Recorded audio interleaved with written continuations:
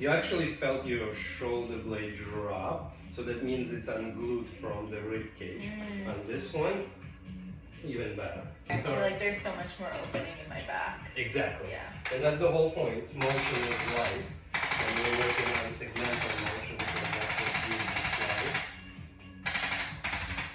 You can feel that the stimulation is. Although, when we started, your iliac bones were a lot closer together.